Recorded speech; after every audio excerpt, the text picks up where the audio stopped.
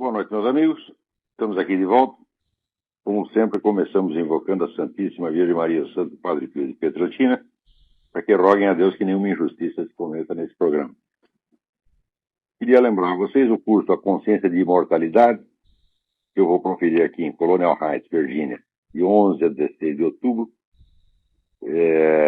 Informações e inscrições com o senhor Eduí Ferro, pelo e-mail edui.ferro@uol.com.br ou pelos telefones 041-3527-0987 ou 041-9974-4443.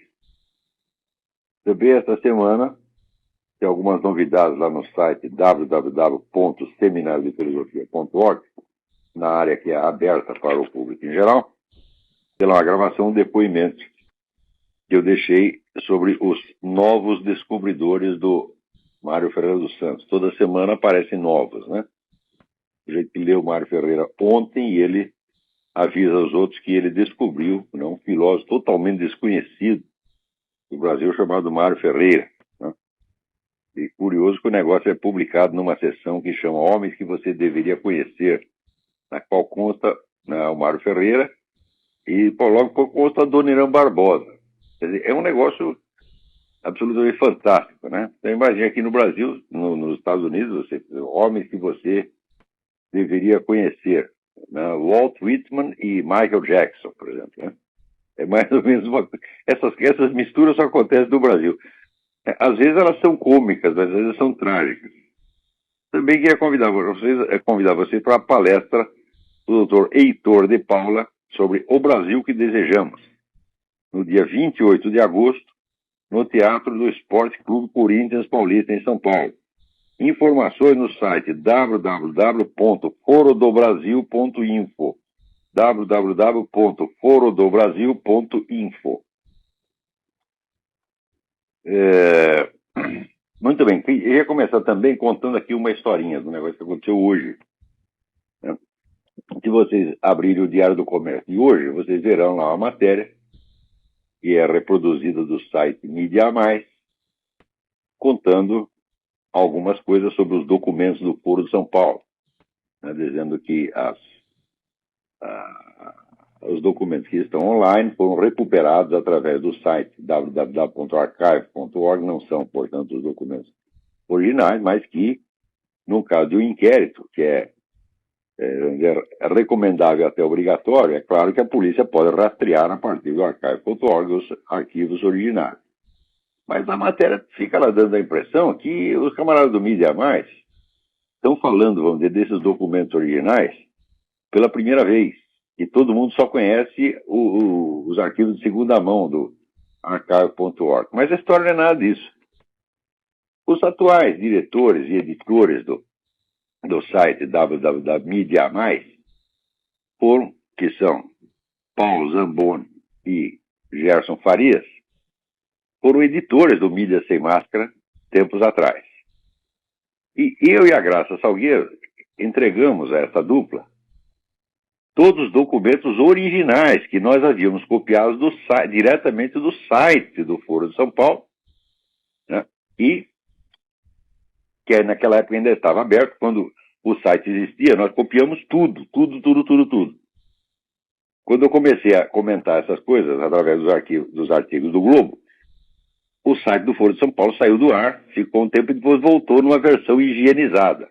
E depois acabou desaparecendo completamente. O site pertencia ao PT. De maneira que naquela época já dizer que o PT não tinha nada a ver com o Foro de São Paulo já era mentira, né? Mas copiamos os textos diretamente dali, de modo que quando eles fecharam o site do Foro de São Paulo, era tarde, a gente já tinha os documentos originais, em português e espanhol, com todos os links. E entregamos isso a esta dupla, seu Gerson e seu Paulo, tá certo? E eles botaram aquilo online, mas botaram de uma maneira assim, muito discreta. Quem quisesse localizar é impossível, não tinha nenhum link na primeira parte, né? Você precisava adivinhar onde estava aquilo. Depois de eu reclamar muito, botaram um link. Bom, daqui a pouco aconteceu o seguinte, o Mídia Sem Máscara saiu do ar. Os editores alegaram que nessa altura eu já estava aqui nos Estados Unidos, não podia mais fazer nada. alegaram que foi um ataque de hacker. Eu não sei, não há prova nenhuma que foi ataque de hacker, o fato é que o site sumiu do ar. Depois colocaram no ar com uma diagramação de blog, que era uma coisa ridícula, né? E tem os documentos do Foro de São Paulo. Os documentos sumiram todos. E muito bem. Então, o que eu fiz? Eu fui no archive.org, aliás, com a ajuda de um aluno que me indicou onde estavam. Então, nós fomos lá no archive.org e pegamos o que foi possível recuperar através desse instrumento de busca, de rastreamento de documentos da internet. E conseguimos mais ou menos recompor. A diferença agora já não tinha mais os links, só tinha o link para o archive.org. Ainda assim, num caso de inquérito, isso é perfeitamente válido, que dá para rastrear. Mas estavam incompletas as atas. Muito bem, então agora aparece o Mídia a Mais, né, falando da precariedade dos documentos que estavam online, né, e sugerindo ali alguns novos documentos. Iguais. Peraí. E foram eles mesmo que deram sumiço nos documentos. Os documentos sumiram porque eles administravam mídia sem mais. E agora conseguem recuperar pelo menos uma parte disso. A quem eles têm obrigação de dar? Ao Mídia Sem Máscara, obviamente. Não, só que eles saíram do Mídia Sem Máscara, criaram esse novo site chamado Mídia Mais e agora estão se promovendo. Inclusive lá recebendo uma ajudinha da associação comercial, essa coisa toda. Então aqui, minha gente, o fato é o seguinte: a denúncia de uma desonestidade deve ser feita honestamente. Porque senão você está, vamos dizer, querendo limpar merda com bosta, né? Isso aí não funciona, né? Então vocês usam, por acaso, vocês usam papel higiênico usado, né? É uma coisa que eu não recomendo a ninguém. Agora, tem um cara, né, se quer fazer economia, ele abre lá a lata de lixo, pega o papel higiênico usado e usa 10, 15 vezes, né? Depois o pessoal reclama que ele está fedendo, ele não sabe por quê.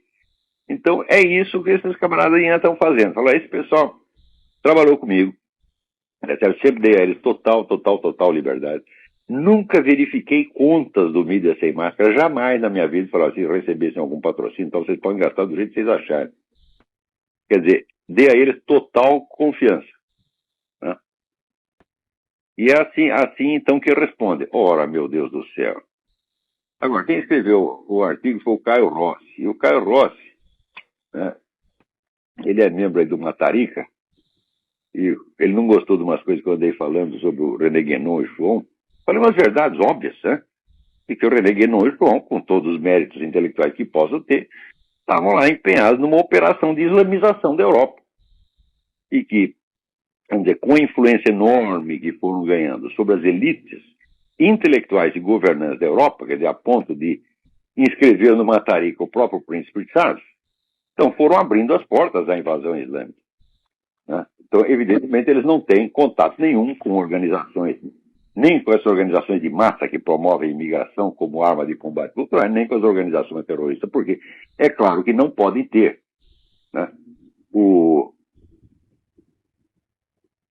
essas diferentes operações são conduzidas por canais totalmente independentes e sem contato. Se tivesse contato, seria um amadorismo imperdoável. Então, a função deles era submeter, né, as elites intelectuais europeias. E isso eles fizeram maravilhosamente bem. Ao ponto de hoje ter protetores nos altos escalões de todos os governos europeus. Então o homem ficou indignado, onde já se viu, etc. Isso aí não é porque você admira um sujeito que você vai deixar de contar a história dele, né, com veracidade. Afinal de contas, o Chuon, Fritjof Chuon, quando ele voltou da Argélia, onde tinha recebido lá as iniciações, virou sheik do Matarica. Matarica, para quem não sabe, é uma organização esotérica islâmica. Quando o sujeito virou sheik do Matarica, voltou dizendo exatamente isso: eu vou islamizar a Europa. Isso foi 60 anos atrás. Decorridos esses 60 anos, você vê que a operação deu maravilhosamente certo, né? Agora, para quem não compreende a história, acha que a história, né, porque foi educado na vulgata marxista, acha que quem faz a história são as massas, né? Isso fica um pouco estranho, mas o fato é que a história se faz, grandes modificações sociais se fazem desde cima. Você tem que pegar a elite primeiro, se você, no mínimo, para você enfraquecer a resistência do inimigo. E esse enfraquecimento foi o Robles, o quê? René Guénot Fritjof Flom. Não estou negando nenhum dos méritos deles, né? Outras acusações que foram imputadas aos dois, eu mesmo acho que são injustas. Aliás, o que eu estou fazendo não é uma acusação, eu estou acusando os caras de fazer aquilo que eles disseram que estão fazendo, porra. Qual é? Né? Então, eu acho que esse Caio Rossi ficou bravo comigo e resolveu aprontar uma. Estou esperando lá até a oportunidade. A oportunidade é essa, quer dizer, atribuir ao Mídia Mais com atraso de 5 anos os méritos que são do Mídia Seu. 5 ou mais anos, né? Eu pergunto, que 5 anos? 10 anos. Eu pergunto onde estava o seu Caio Rossi, onde estava esse pessoal do Mídia Mais em 2001, quando eu estava escrevendo isso no Globo. Né? Aliás, essa semana saiu também um artigo do senhor Merval Pereira. Merval Pereira é o camarada que me contratou para trabalhar no Globo e o cara que, portanto, me tirou de lá. Tá certo? Então ele me tirou do lugar, do posto, né? E esperou passar um tempo considerável e começou a escrever, né, os meus artigos com 10 anos de atraso, falando de Foro de São Paulo, mas cada vez mais parecido com o que eu dizia na época. É um negócio impressionante. Quer dizer, como é que vocês não percebem, gente, que é nesse ambiente que florescem coisas como o Foro de São Paulo? O PT só subiu ao poder porque a atmosfera brasileira é isso aí, é um negócio de tudo é mentirinha, tudo é vigarice, né? Então, coisa que, olha, você quando quer fazer uma trapaça aqui nos Estados Unidos, pelo menos faz com alguma classe, porra. Agora, copiar, assim, um camarada com 10 anos de atraso e se arrogar os méritos, que nesse merda desse Paulo Giraldelli, que está vendendo nas bancas uma coleção chamada História Essencial da Filosofia, vocês já ouviram falar isso? Né? Já ouviram falar disso? Eu ouvi falar, eu tenho uma série de 36 vídeos e livretos publicados pela realização com o título História Essencial da Filosofia. O Paulo Giraldelli espera eu sair do Brasil, o homem saiu, está lá longe, ele pega e publica um negócio chamado História Essencial da Filosofia. Eu jamais teria a paciência de ouvir as porras das gravações do Paulo Giraldelli para saber se o conteúdo também não é copiado do meu, né? Eu até duvido, ele não tem nem capacidade para isso, mas para copiar um título, até macaco copia, né? Então o que é isso? É plágio, vigarice, roubalheira. Porra, assim o Lula tem que estar no poder, gente. Vocês não entenderam, não? Né? Você vê, essa semana aparece lá o seu Michel Temer, né, no debate com o Índio da Costa, quando o Índio da Costa diz que o Lula propôs a transformação das Farc em partido político, o Michel Temer disse, não, de maneira nenhuma, ele não fez isso, mas ele fez com a melhor das intenções. Eu digo, mas se ele não fez, como é que foi com as melhores das intenções? Quer dizer, o palhaço, ele se desmente na mesma frase. Ele não põe nenhuma vírgula, porra. Né? Daí aparece o outro lá, o tal do seu Walter Pomar, né? Dizendo que as Farc nunca pertenceram ao Foro de São Paulo. Eu digo, o que? Olha, e depois os caras me reclamam que eu falo palavrão. Você acha que uma coisa dessa tem resposta? Pode se discutir, pode se noticiar isso assim, neutramente. O seu Walter Pomar declarou que as Farc nunca pertenceram ao Foro de São Paulo. Bom, então é o seguinte, então o Hugo Chávez estava delirando quando disse que conheceu o Raul Reis e o Lula na reunião do Foro de São Paulo. O próprio Raul Reis devia estar bêbado quando disse que ele presidiu uma assembleia do Foro de São Paulo junto com o Lula. E as atas todas devem ter sido eu que inventei da minha cabeça. Né? Então, só que inventei em espanhol, para maior requinte, né? Então, como é que se admite, vamos dizer, essa escalada da mendacidade cínica no Brasil? É uma coisa impressionante. Porém, ainda mais impressionante é, vamos dizer, o ar de veneração e de respeito com que o distinto público ouve essas coisas. O sujeito fala isso e não se ouve sequer em toda a plateia. Milhões de brasileiros não se ergue um, vai tomar no cu.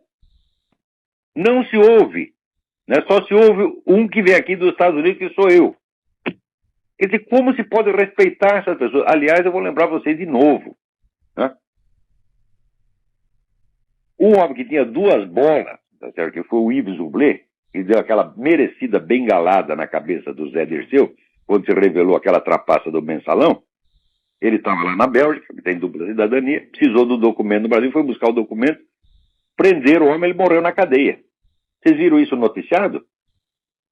Teve algum inquérito para saber? Você imagina se morre um comunista na cadeia, né? O comunista lá preso, né? Foi dar um peido, o peido era maior que ele estourou. Pronto, o mundo inteiro faz um barulho. Não, foi assassinado na cadeia, blá, blá, blá, blá, blá. Agora, se morre o homem que deu a bengalada na cabeça do Zé Dirceu, mesmo que ele tenha morrido a bengaladas, a pauladas, não tem inquérito, não se fala nada. Quer dizer, essa escalada da mendacidade vem junto com a escalada da violência consentida. Porque eu vou dizer uma coisa para você. Transgredir a lei é uma coisa que esse pessoal militante da esquerda faz sistematicamente. A transgressão sistemática é parte integrante da estratégia. Integrante. Hã? Os caras anunciam, nós vamos transgredir até que a nossa autoridade será reconhecida. Porque aquele que transgride, ele mostra que a causa que ele defende está para ele acima da lei. Se estiver abaixo da lei, então a causa é relativa. Como a causa está acima da lei, então ela é absoluta. E isso é uma maneira de impor a autoridade. É uma chantagem emocional que funciona. Os caras fazem isso sistematicamente. Então, fizeram no caso do Ilzublé, fizeram no caso do Mensalão. Todo mundo sabe, ó, vê o livro do Ivo Pantara. Claro, o chefe do Mensalão era o Lula, é a coisa mais óbvia do mundo, porra. É? Então os caras vêm transgredir na sua cara, mentem na sua cara, e o país inteiro. Sim, senhor, sim, senhor. Sim, senhor, porque tá com medo do quê? É? O PT tá armado, por acaso? É? Eu digo, olha, se o senhor encostar uma metralhadora na minha cara, eu sou capaz até de dizer sim, senhor. Né? Ele diz aí, declare aí que 2 mais 2 são 5. Eu, sim, senhor. Mas é só naquele momento. A hora que o sujeito virar as costas, eu pego ele. Né? Mas no Brasil não tem metralhadora nenhuma. É assim, o cara do PT faz uma cara feia. Todo mundo treme nos alicerces e já começa com sim, senhor. Como é possível isso, gente? Isso é um país de cagões, de psicofantas, de puxa-saco. E é por isso que o PT está no poder. E, note bem, anos atrás, mais de 8 anos antes da eleição de 2002, eu disse, o PT não é um partido normal que aceite o rodízio de poder com outros partidos. Mesmo com outro partido que seja tão esquerdista quanto ele não aceita. O PT veio para ficar. Uma vez que vocês botam ele lá, ele nunca mais vai sair. O que está acontecendo? Exatamente. O que está acontecendo? Ele vai acontecer de novo. Por quê? Porque os homens são os donos das maquininhas. Não é que a Dilma tem preferência de voto. Se a Dilma tivesse 0,1% das preferências de voto, ainda assim ela estaria garantida, porque os homens são... A hora que informatizaram o voto no Brasil, fudeu, minha gente. Vocês deixaram acontecer. O brasileiro tem complexo de subdesenvolvido, então tudo que parece moderninho para ele tem um poder, tem um fascínio, tem uma autoridade incrível, né? Ele ficou orgulhoso, tá? Aqui nós todos fazemos voto eletrônico nos Estados Unidos, eles estão atrasados, ainda usam papel. Eles usam papel aqui justamente para prevenir, pelo menos estatisticamente, a fraude. Aqui, quando tem fraude, é fraude limitada, né? Agora, no Brasil, não. Né? É a fraude altamente tecnológica. Peraí, tem alguém na linha. Quem é? Alô? Alô, Leandro. Quem é? Tá me ouvindo? É Alexandre, de Munique. Perfeitamente. Munique? Tudo bem? Tudo bem? Isso, tudo bem. Olha só, eu telefonei para falar de algumas das coisas que você fala, que elas também têm repercussão no setor de defesa, aeroespacial. Aí eu vou comentar algumas notícias aqui que eu li, vou comentar com você. Na semana passada, ali na revista Aviation Week, que o Irã e vários grupos terroristas, eles são assistidos por serviços de inteligência russa através da Síria.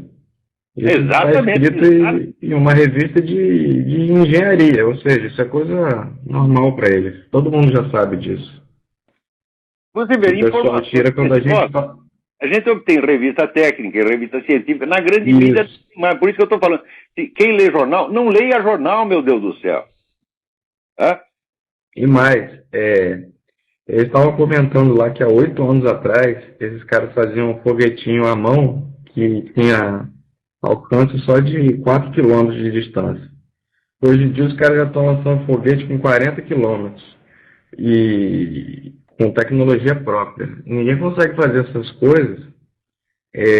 Tudo isso depende de pesquisa, né? Ninguém consegue alcançar resultados desse tipo só com 8 anos. Eles também estão tendo assessoria técnica, né? Então, o negócio da pesquisa vem pronta. Vem da Rússia ou vem da China. Pois Quer dizer, é. não é tecnologia local, dependente, desenvolvida ali mesmo. Levaria 30 anos para fazer isso.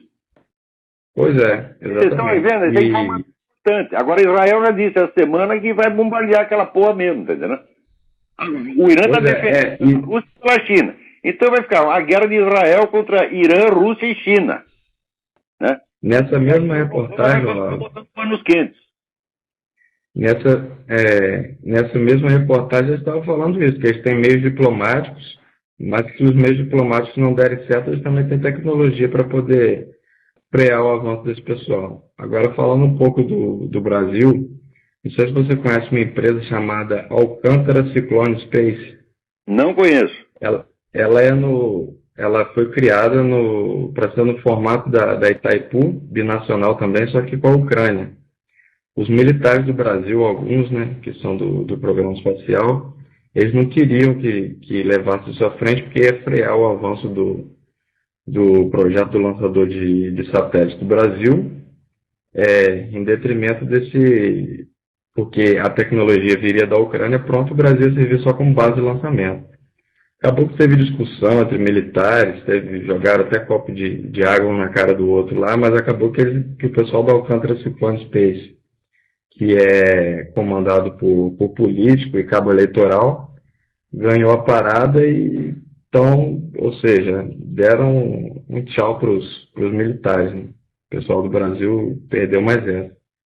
O Brasil já foi avançado nisso aí. Mas nisso, essa porcaria, quer dizer, estão aceitando coisa que em outras épocas jamais aceitaria. Né? Mas com o tempo, a rã, tá entendendo? Se você vai esquentando a água de pouquinho, a rã não percebe. Para você ter noção. Você se adapta a qualquer porcaria, tá entendendo? Se você der tempo suficiente. O Brasil atualmente eles fazem satélite com a China, né? Eles pagam um dinheirão para fazer satélite com a China e o retorno que eles têm é quase nenhum, né? Porque a China decide as coisas lá e aqui no Brasil eles praticamente só acatam a decisão dos chineses e acabou que o Brasil está fazendo papel de leve trás da China.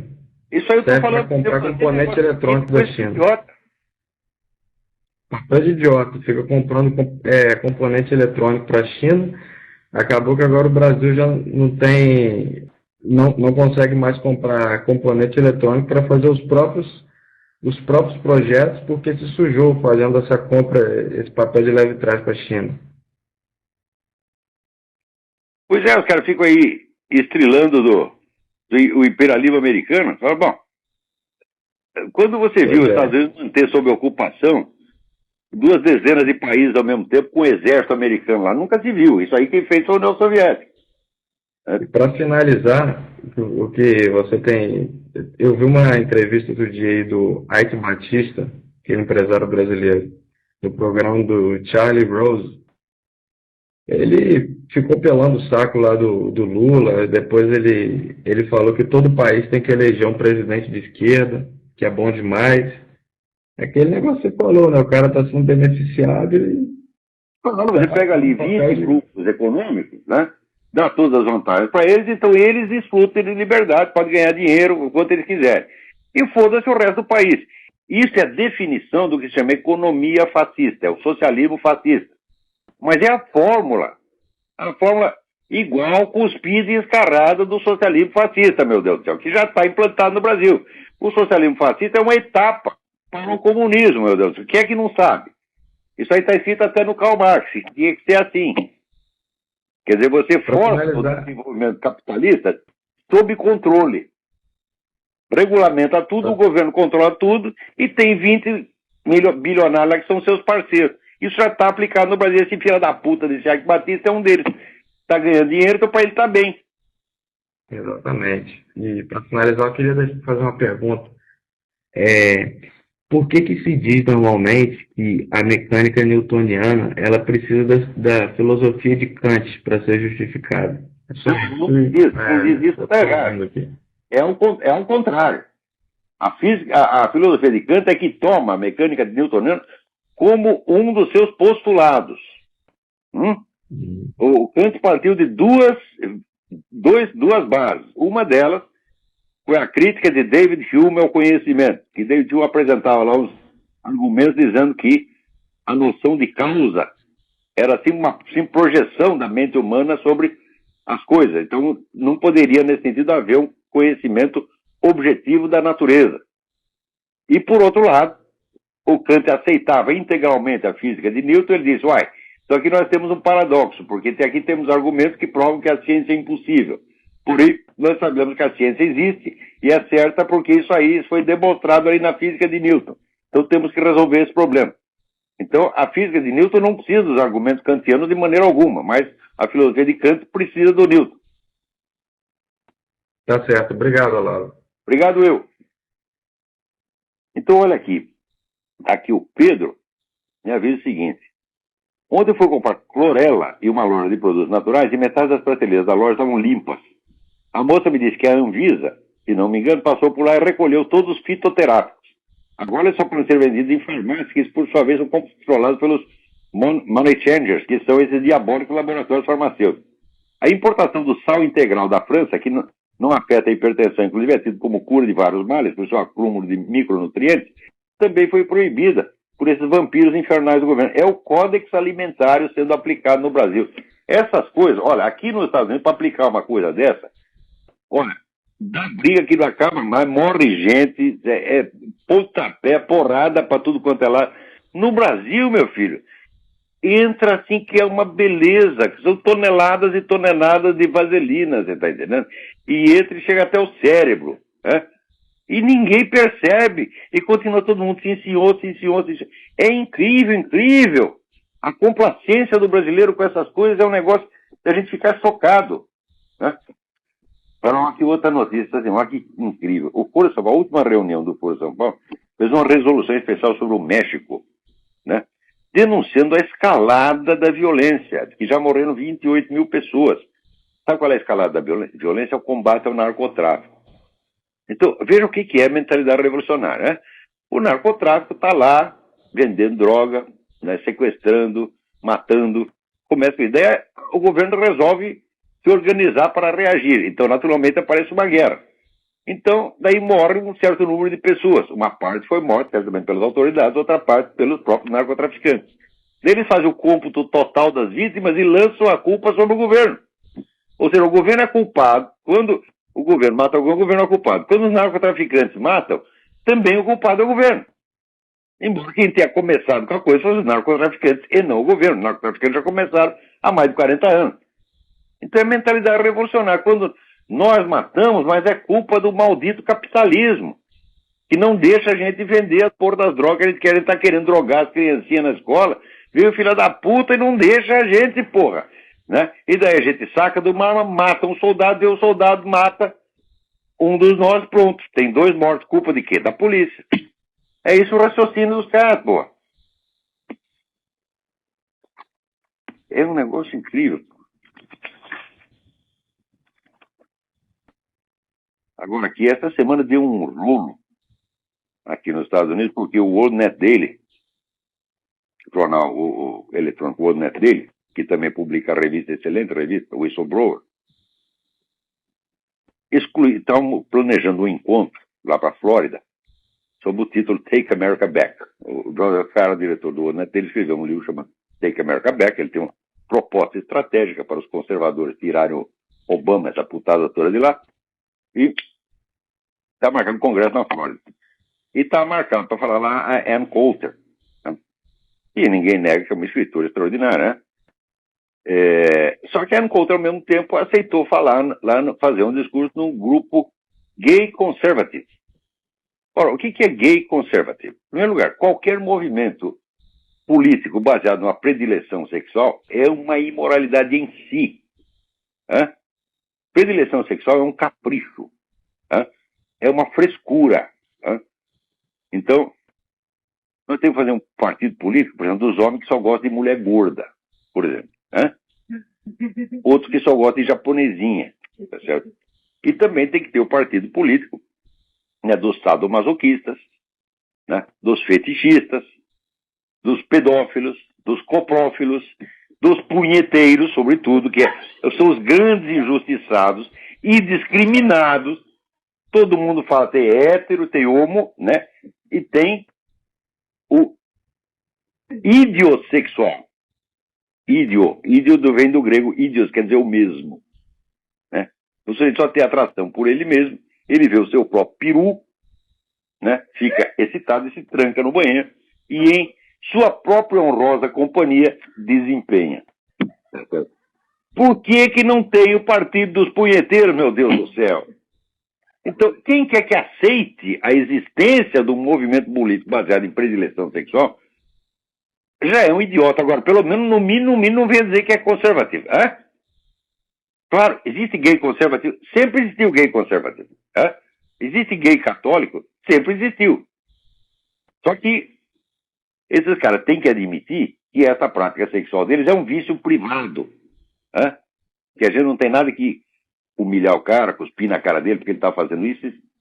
É um vício privado e não um mérito público, meu Deus do céu. Não é uma causa pública. Né? Porque eu vou fazer o seguinte, eu vou fazer uma lista dos meus pecados e vou começar a fazer um partido político para defendê-los. Né? Transformar os meus pecados em direitos, em méritos sacrossantos e em base de um programa político. Então, ninguém que se diga seriamente conservativo, sobretudo no sentido sério que a coisa tem aqui nos Estados Unidos, pode aceitar esse negócio de gay conservativo. Gay conservativo é o nome, vamos dizer, de um conservativo, é o qualificativo que dá um conservativo que, além de ser conservativo, é gay. É gay lá na vida dele. Agora, no partido não é para ser, não. Né? Então, porque também não existe, vamos dizer, o conservativo hétero. Ou seja, quer dizer, o sujeito que se inscreve no Partido Republicano, ele é obrigado a ter relações sexuais hétero? Não, se ele não quiser, ele não precisa. Se ele quiser ficar em casa tocando sua punhetinha, ele que fique. Se ele quiser não fazer nada, porque tem que ter outro partido injustiçado e discriminado, é os dos assexuais. Pessoas que não têm vida sexual nenhuma e não estão nem aí. O número das pessoas é enorme. E elas não estão representadas. Então, agora, se tem gay conservativo, então tem que ter o pedófilo conservativo, o coprófilo conservativo, né? E assim por diante. Então, o Joseph Farah fez muito bem de dar essa chamada na Ann Coulter. E ela tá lá louca da vida, brigando com o outro, né? Mas totalmente sem razão. Eu não sei se precisava tirar a mulher do programa, mas pelo menos dar-lhe uma chamada tinha que dar. Né?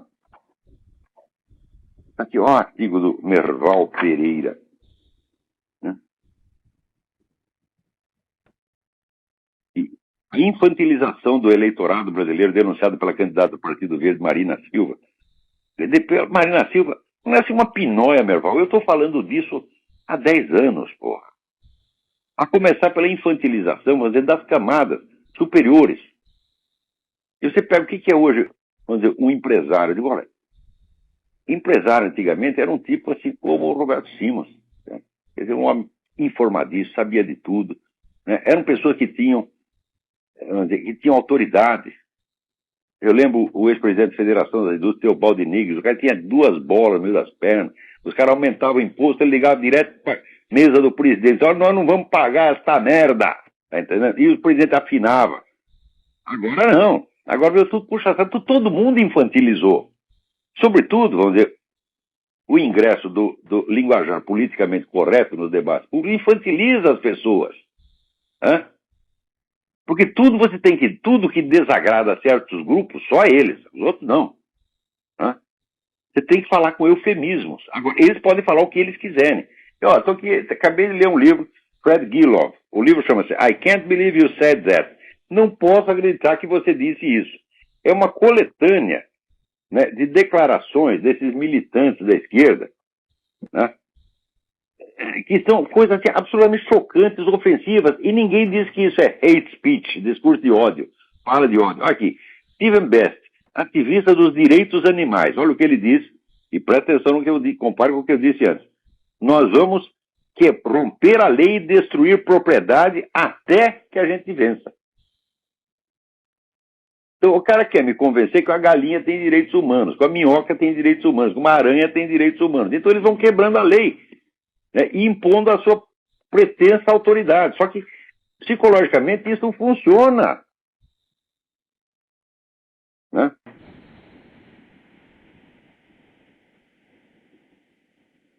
Olha aqui.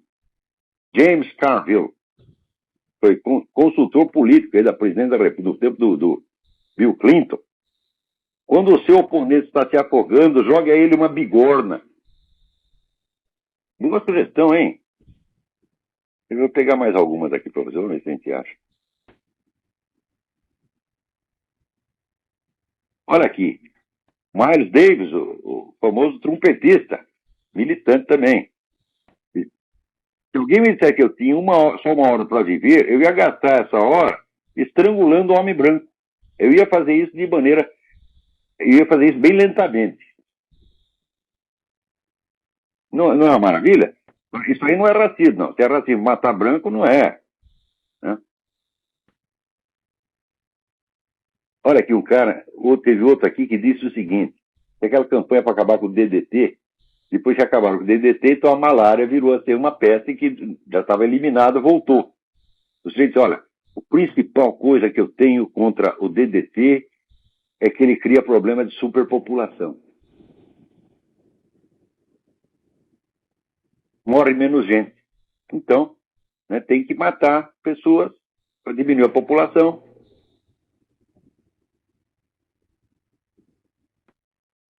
Olha aqui. Bom, Luiz Fábrica já é manjado demais. Né? Então nem vou citá-lo. Vamos citar outras pessoas. Mas é assim, uma coletânea Aqui, Bruce Franklin, professor de inglês e estudos americanos na Rutgers University. Vá ao Vietnã e mate o seu oficial comandante. Torne-se um mecânico de aviões e aprenda a fazer sabotagem. Como é que um nego desse não foi para a cadeia? Né? Aqui, aquela senhora Nick Giovanni, que era professora daquele maluco que matou, era a gurua do cara que matou os meninos na Virginia Tech. Olha aqui. Você sabe esfaquear um judeu? Né? Você sabe matar, nigger? Né? Não adianta você provar que você pode morrer, você tem que provar que sabe matar. Assim, ensinou essas coisas pro cara, o cara levou à prática. E depois ainda convidaram essa filha da puta para fazer o discurso no sepultamento dos meninos da Virginia Tech. Quer dizer, agora, se eu pego um cara desse e mando tomar no cu, eu estou fazendo hate speech. Quer dizer, o cu do sujeito é mais sacrossanto do que milhares de vidas humanas.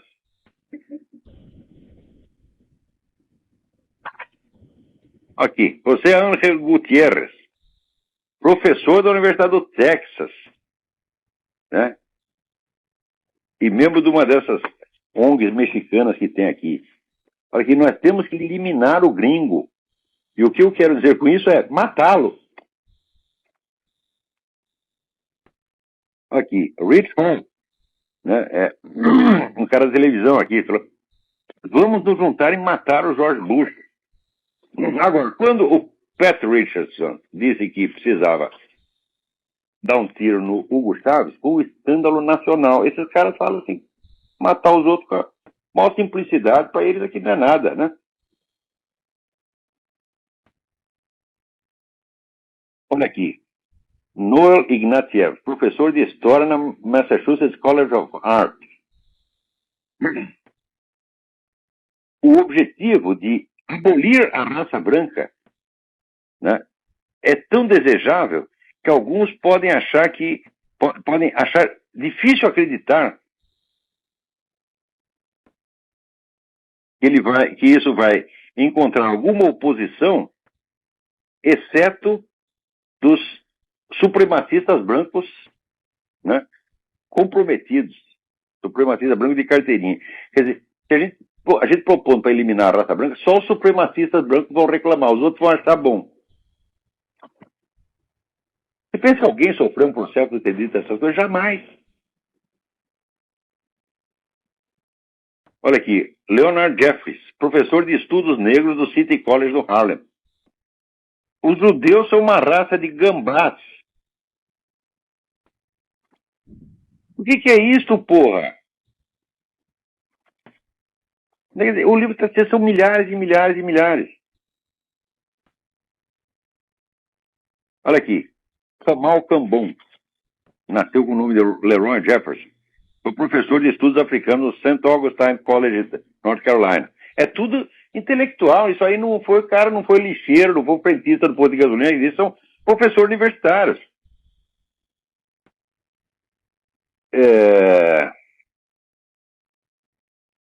E finalmente eu quero dizer que nós precisamos de uma ideia, né? E uma ideia é como é que nós vamos exterminar os brancos. Porque essa, na minha análise, é a única conclusão que nós temos que chegar. Temos que exterminar os brancos da face da terra para resolver esse problema. Quer dizer, é a pregação do genocídio aberta. Agora, se você permite que esses caras falem nesta linguagem e que eles tapem a sua boca quando você quer fazer uma pregação evangélica na rua, você reconheceu a autoridade deles. Então, é claro que esse tipo de discurso desses caras só pode ser enfrentado e não deve deixar passar nenhum. Você falou isso, mete um processo no cara, né? Quebra-lhe as pernas, tá entendendo? Humilha o sujeito em público, e daí fica quietinho, porra. Olha aqui, quem falou o negócio do DDT, olha aqui, foi Alexander King, né?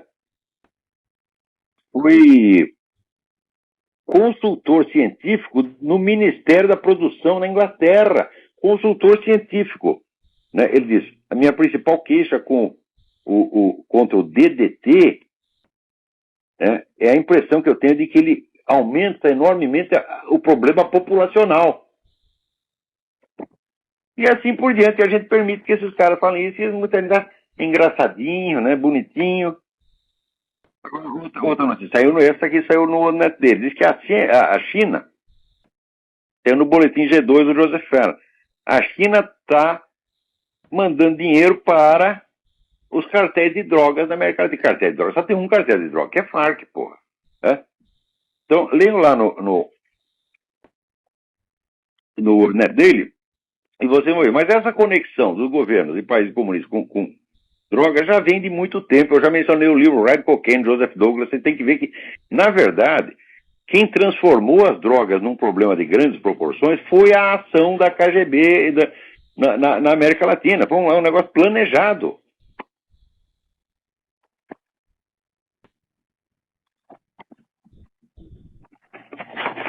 Aqui tem tanta notícia, né, tem que até ver. Agora aqui, na Folha, está reclamando porque o Foro de São Paulo, né, está propondo censura à imprensa. Aliás, a censura já está instalada, meu Deus do céu. Agora, por exemplo, proibiram as piadinhas sobre político. Né? Isso é uma coisa, vamos dizer, que faz parte da cultura popular brasileira há 200 anos. De repente, um merda de um burocrata cismou que aquilo não pode, e pronto, não pode mais, e o pessoal aceita isso. Eu digo, olha, o número de notícias suprimidas, de fatos ocultados durante os 20 últimos anos, supera em proporções, assim, incalculáveis a censura no tempo dos milicos. Vocês façam, vejam se algo do tamanho do Foro de São Paulo foi suprimido durante 16 anos no tempo dos milicos. As notícias não eram sempre suprimidas nem por 16 dias. A notícia era proibida hoje, era liberada amanhã. Né? Agora, está aqui na Folha, o Foro de São Paulo, que reúne partidos de esquerda latino-americana sob a direção do PT, encerrou seu encontro lá, celebrando a iniciativa do governo da região que tenta aumentar o controle do Estado no setor da comunicação social. Quer dizer que agora doeu lá no saco do seu Otávio Frias. Então, quando tá pondo no cu dos outros, ele acha lindo, ele ajuda a esconder, pô. De repente, ameaça aí pro lado dele, agora não quer mais. Censura a imprensa. Mas, o que vocês fizeram comigo, cara, se não foi censura a imprensa? O cara está escrevendo sobre o Foro de São Paulo, tira ele daí, fecha a coluna dele. O que é isso, senhor, censura a imprensa? Vocês mesmo praticaram isso, porra. Né?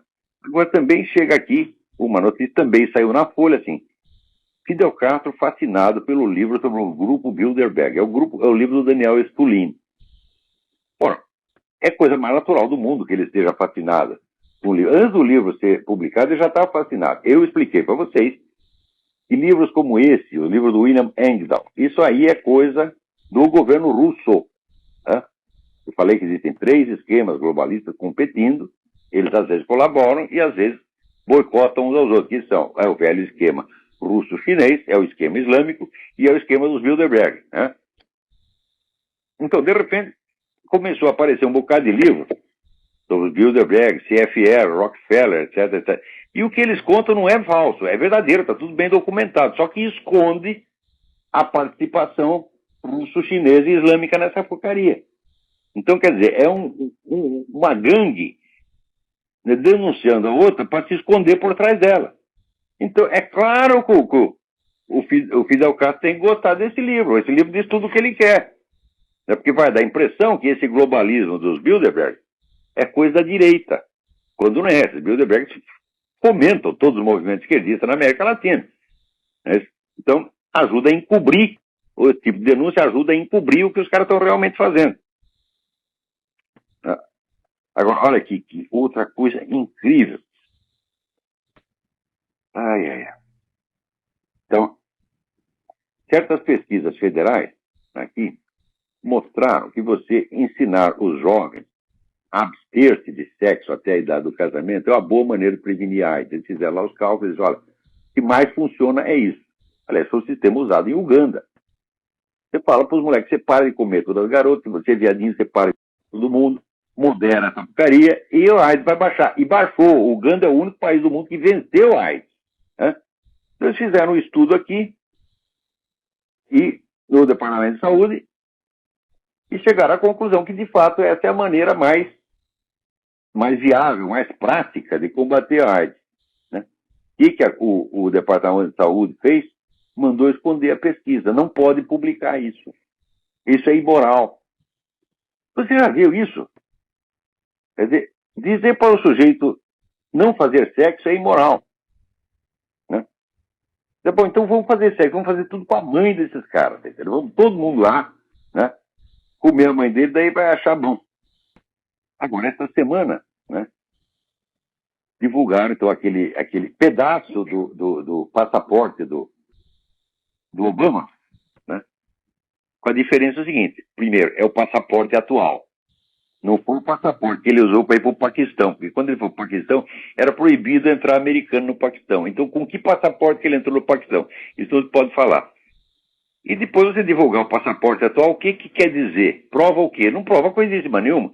Se nós estamos discutindo os documentos que mostram a história do Obama antes dele chegar à presidência, mostrar o passaporte dele depois do passaporte que deram para ele depois dele chegar à presidência, não quer dizer nada. Então é claro que isso é para jogar areia nos olhos. Esse cara não tem um puto de um documento que preste. Quando revela alguma coisinha dos documentos, né, por exemplo, ele usa vários números do Social Security aqui. Inclusive o número de gente morta. Ele falsificou o Social Security. Pô. Um cara pediu ali pelo Freedom Information Act, obteve lá os do Social Security e viu que está lá o Social Security do falecido. Qualquer um que se descubra isso, meu filho, se o imigrante faz isso aqui, ele é expatriado. O imigrante que esteja aqui legalmente, né, falsifica o Social Security, é expatriado. O filho da puta falsifica, o Social Security está lá na presidência. É por isso que, olha aqui, uma escola na Califórnia está lá ensinando as criancinhas Lúcifer como modelo e guardião. Ele diz, tá muito certo, se é para votar no Obama, então nós temos que cultuar Lúcifer mesmo. Você está entendendo? Já que é para inverter mesmo, né? Chega de intermediários, Satanás para presidente, porra!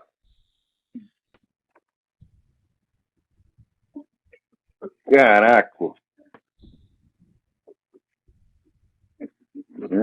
Agora alguém me mandou aqui, Fábio Meilenberg, manda aqui. O documento é muito comprido, não posso ler para vocês. Regulamentando aqui uma resolução do Conselho Federal de Psicologia. Né? O Conselho Federal de Psicologia é aquele órgão que chega assim, você está lá, você é o psicólogo, daí chega um sujeito que diz assim, olha, eu sou viado, mas eu estou cansado disso, esse é um vício, eu quero largar, não sei como é que faz. E você trata o cara, você vai pra cana, ou perde o seu registro nessa porra do CFP. Tá? Conselho dos Filhos da Puta. CFP. Estou mentindo? Né?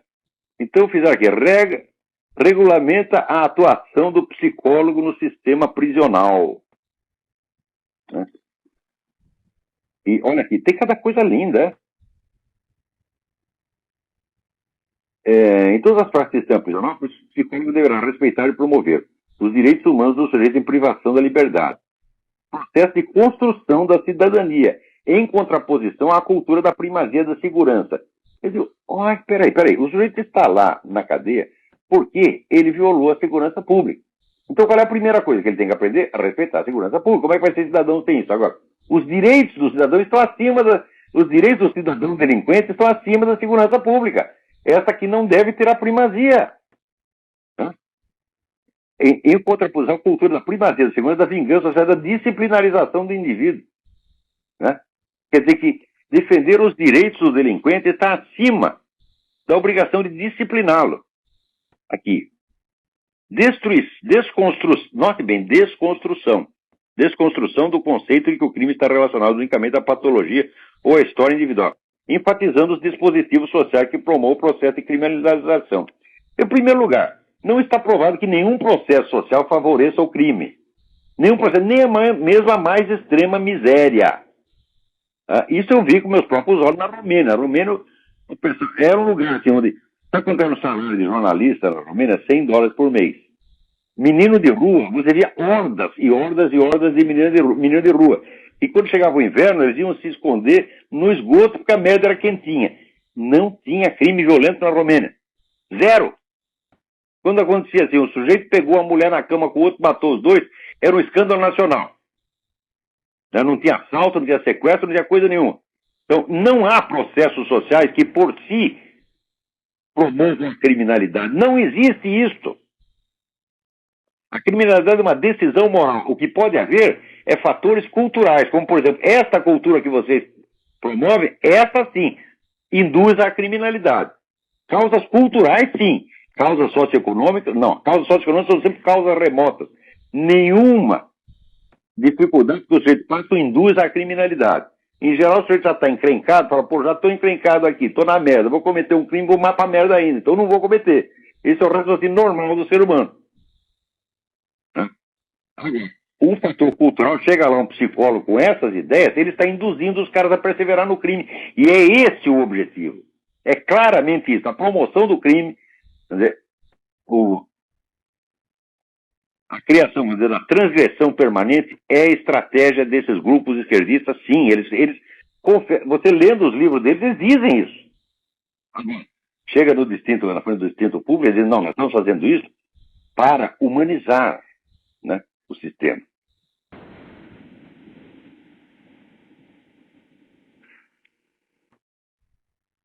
Quer dizer, resgate da cidadania. A cidadania é constituída integralmente de direitos.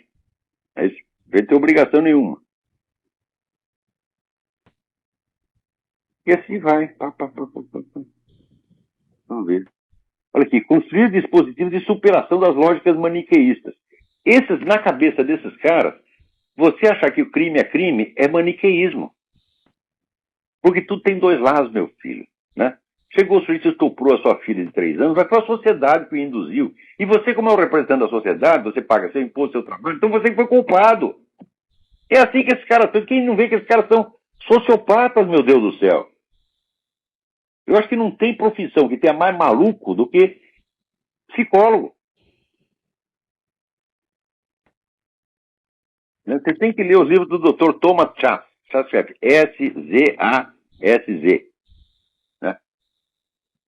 O mito da psicoterapia. Leia lá o mito da psicoterapia. E o cara é catedrático de psiquiatria. Tá aqui o Walter Pomar, dizendo que o Walter Pomar, diretor do Foro, São Paulo, secretário de Relações Internacionais do PT, fez a declaração categórica, onde negou a presença de integrantes das Farc no Foro. E diz, as Farc jamais participaram do Foro de São Paulo. Vai tomar no cu, vai tomar no cu. Walter Pomar, se eu encontrar você, eu te dou um pontapé no meio do cu. Pode me processar por crime de ameaça. Hein? Eu já falei, viu? Você não tem o que temer, você não tem cu. Que coisa, até onde vai o cinismo desses caras, pô? E a paciência do Brasil com isso. Ai, meu Deus do céu.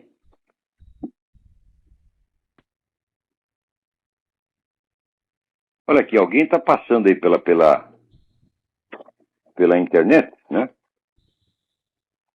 Algumas perguntas que queriam que as perguntas que o Reinaldo Azevedo sugere para a entrevista do candidato no Jornal Nacional, para o Lula, né? O prometeu criar 10 milhões de empregos e chegará ao fim do segundo mandato tendo criado 4. Olha, o governo militar criou 30 milhões de empregos. Vocês já esqueceram? Né? Nesse tempo, a renda da classe média caiu e os empregos gerais se encontraram na faixa de até 2 salários mínimos. O senhor disse que o banqueiro lucra no seu governo e por isso não precisa do ProER. O senhor sabe quantos ProERs o Brasil paga por ano para sustentar os juros reais mais altos do mundo?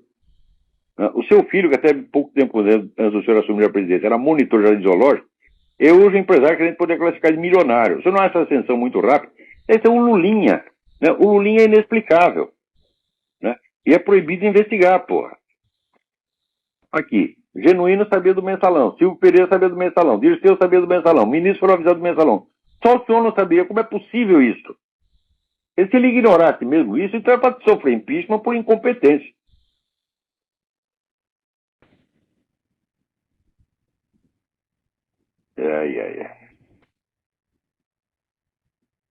Então vamos lá.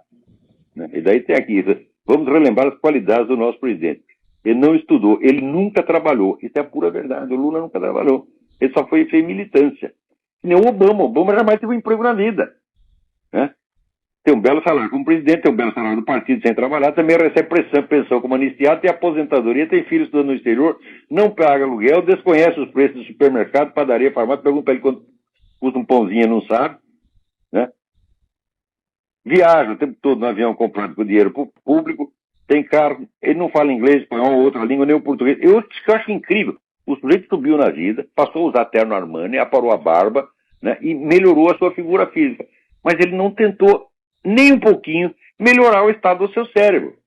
Isso já mostra a escala de valores do filho da puta.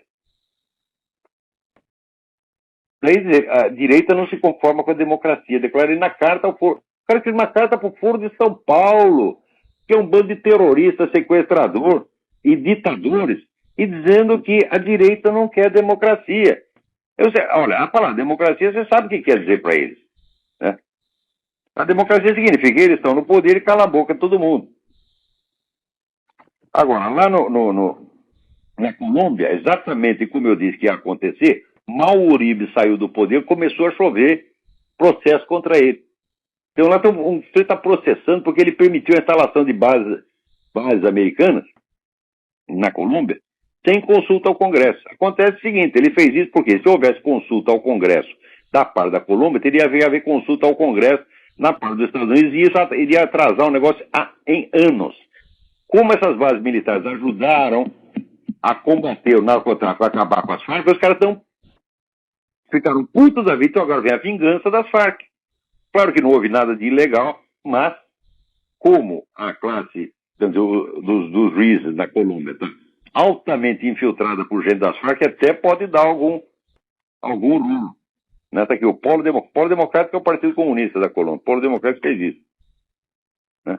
Agora aqui, quando o seu Michel Temer, né, disse, o Lula jamais sugeriu que transformasse as Farc em partido. Aqui saiu no Estadão no 28 de abril de 2009. Ainda com aquela frase. Se índio e metalúrgico podem chegar à presidência, porque alguém das Farc não pode? Ué, não teve um sujeito para dizer lá, aqui, seu presidente, se índio ou metalúrgico não é crime, porra. Agora, você matar 30 mil pessoas, vender droga para todo mundo, sequestrar 7 mil pessoas e manter em cativeiro por 12 ou 14 anos, isso é um monte de crime hediondo. Quer dizer, como é que você compara uma condição racial ou profissional de índio ou de metalúrgico com essa sucessão de crimes e para você é tudo a mesma coisa, porra? É claro que na cabeça dele é. Né?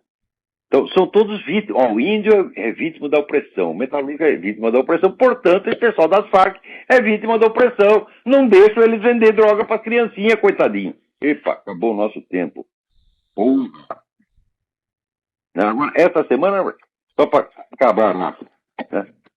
Um monte de ameaça para Graça Salgueiro lá no site da Mídia Sem Mais. Vamos matar, fazer acontecer. Olha, meu filho, aí tem que responder. Meu cunhado que me ensinou isso aí. Você não quer matar ninguém, você quer chupar uma piroca. Essa é a resposta. Até a semana que vem. Muito obrigado.